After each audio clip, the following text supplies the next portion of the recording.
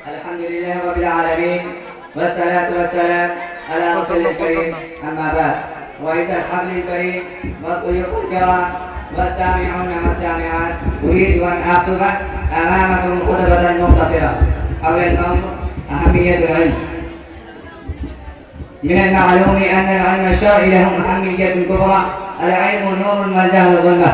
العلم أول نداء الإسلام ومفتاح العلوم، كما قال تعالى: اقرأ باسم ربك الذي خلق خلق الإنسان من علق اقرأ وربك الأكرم. العلم سبب من أسباب رفع قدر المؤمن وعلو منزلته، كما قال تعالى: يرفع الله الذين آمنوا منكم والذين أوتوا العلم درجات. وقد حث الإسلام على نيل العلم قبل الأمل. قال تعالى: فاعلم أنه لا إله إلا هو.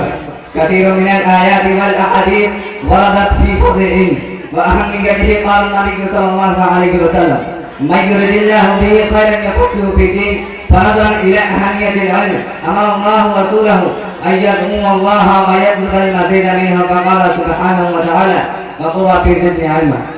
فرض الإسلام حصول العلم على كل مسلم، وقال النبي صلى الله عليه وسلم: طلب العلم فريضة على كل مسلم. وقال النبي صلى الله عليه وسلم: من سلك طريقا يلتمس فيه علما سهل الله له به طريقا إلى الجنة. وقال تعالى: إنما يخشى الله من عباده العلماء. أيها السامعون، خلاصة القول: إن العلم نور وحياة ونعمة من نعم الله وبركة من بركته وسعادة من سعادات الله. وآخرا أدعو الله أن يوفقني توفيقا كاملا لتلقي العلم والعمل به. السلام عليكم ورحمة الله وبركاته.